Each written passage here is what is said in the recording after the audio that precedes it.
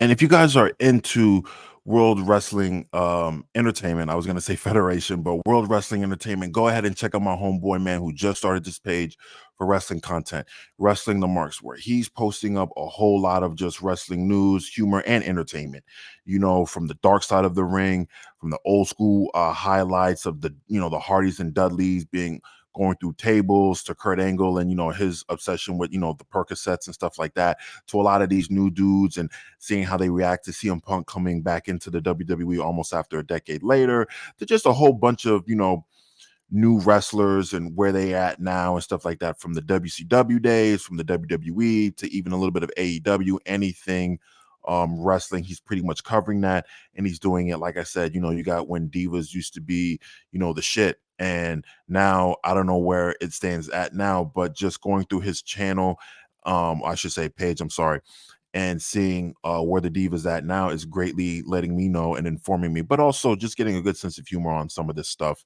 What worked, back then couldn't work today, clearly, because it was a whole different, time. But definitely go ahead and give him a check out, man. This is my homeboy. He's starting it. I'm out here supporting him. I'm letting him know, hey, man, I got your back.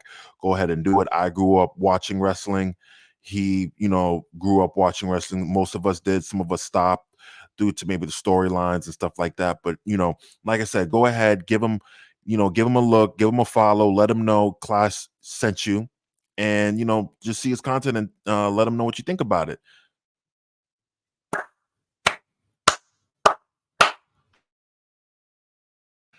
What's going on, you guys, man? Boy, Clash back, number 5, the fifth one, man. Season finale of Yu Yu Hakusho, bro. It was definitely worth it. Best season, not season, episode 4 really laid down a foundation, really made it worth a mid-season finale to give us that great epic conclusion of the story. It had the fields, the fight was there, the climax was there, everything was executed just straight up good, man. um it sucked that it's kind of confirmed for the time right now that you know Genkai passed, but I mean, I guess, I'm not really big onto the whole off-screen death, but I guess they really wanted to stick this one in, you know. But even like I said, I really wanted Toguro to, continue on because he was such a big factor in the series. But with him kind of being defeated and stuff, it's kind of a toss up if they do season 2, if they bring these people back, stuff like that. Because, you know, one thing about Yu Yu Hakusho is they kind of do, since Urameshi died in the first, episode, you could bring anyone back just through like maybe a certain condition or whatever, you know what I mean? So it doesn't matter if it's good or bad. I'm pretty sure there's a way you could kind of like weave that in the story to bring them back. But I think for the most part, I didn't want them to be gone. I wanted people to I wanted him to be defeated and we could see him again. And I wanted Genkai to kind of be in that limbo state, but you know, I guess we're not gonna see her.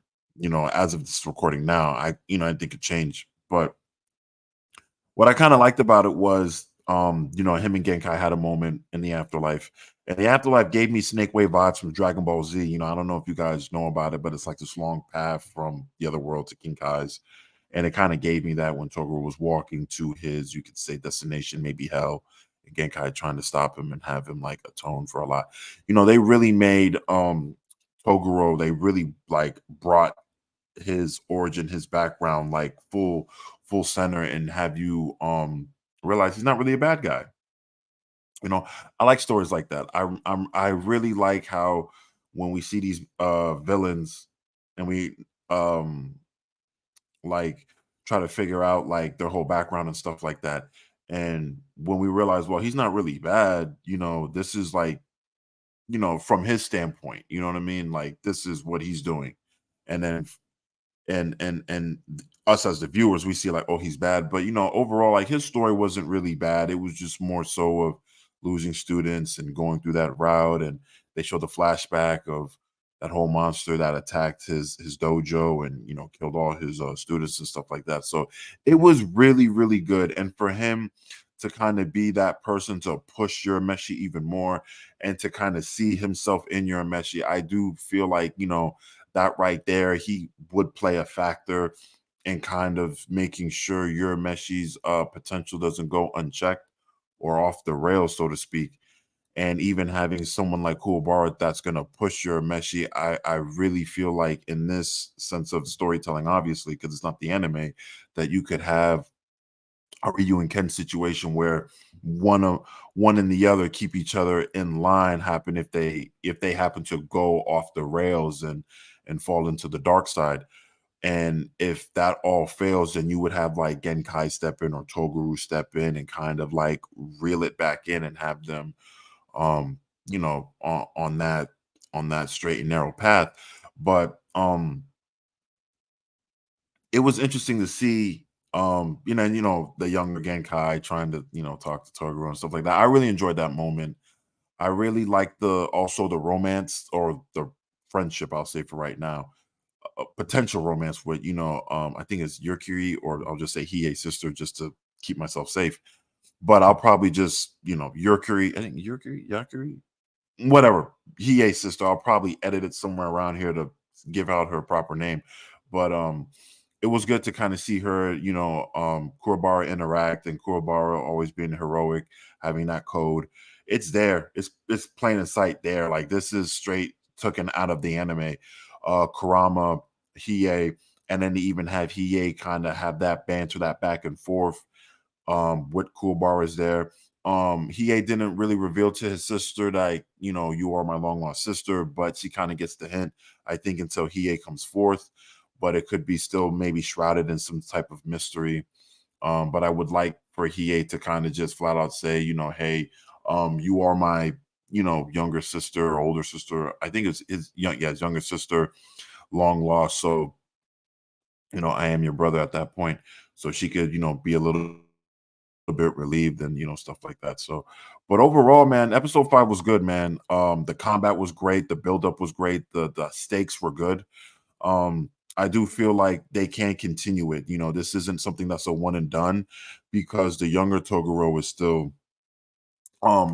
alive after being punched to smithereens by his older brother. So I'm pretty sure he's going to be able to play some type of factor um in it. Hopefully, if they do season 2, we could kind of get like maybe a few months have gone by, and this is what they're doing. This is life now, kind of. Maybe they're keeping up with some training, a little bit here and there. Friendships are bonding and stuff like that, and kind of do like just like this is what's been going on with them. Because I'm sorry, Genkai isn't in the land of the living. She's passed on. So I really think, if they were to do a season 2, give it like a month or 3 months, 4 months, 6 months, have them go to school, just regular stuff, and maybe time of peace, whatever you want to call it. And they do some moderate training, nothing too crazy, nothing too intense, and then they bring out like the next baddie. But overall, like they didn't really have bad guys of the week, really, when you really think about it. But I am curious to see who would be the next opponent or the next boss behind the scenes closing in on it. There's a couple interpretations because of just a lot of stuff that happened in episode 5. But I think with younger Toguro, he'll play more of a pivotal piece. I'm just curious to see how much of a pivotal point he'll play. Maybe if they use him for season 2. So that's going to be interesting. But overall, man, season 5 was not season 5. I'm sorry, with these seasons, because I'm ready for the next one, man. It was really good. I'm just still like, wow. It was everything. You get involved with these characters. You're captivated with the story. You're seeing the evolution, the character developments. You're seeing plots. You're seeing just things being pushed in such a strong, positive way. And then you get a couple of deaths here and there you need it to kind of motivate these characters to tell a story.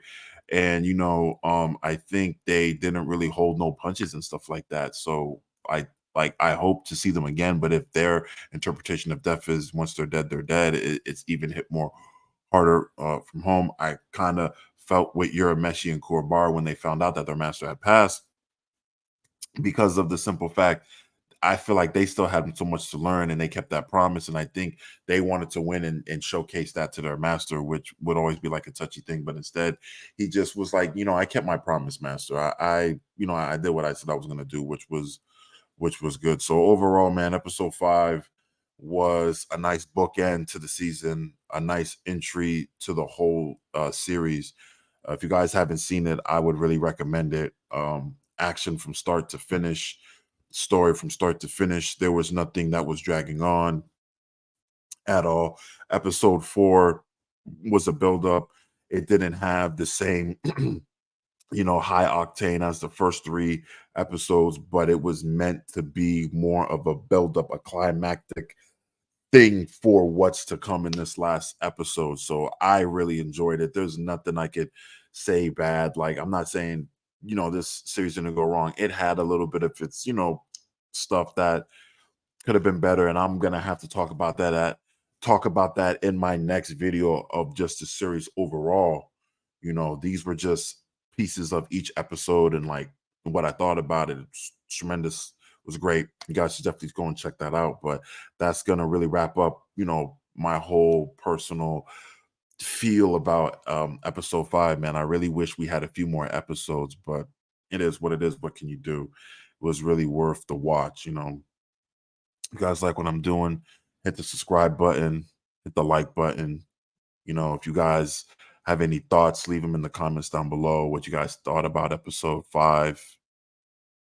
And yeah, just stay tuned for the next video of just me covering, that show now as a whole, sense of direction, where could it go, and just, some of the pros and a little bit of cons that I had with it, to be honest with you. So then I'll see you guys in the next one. It's your boy Clash signing out. Peace.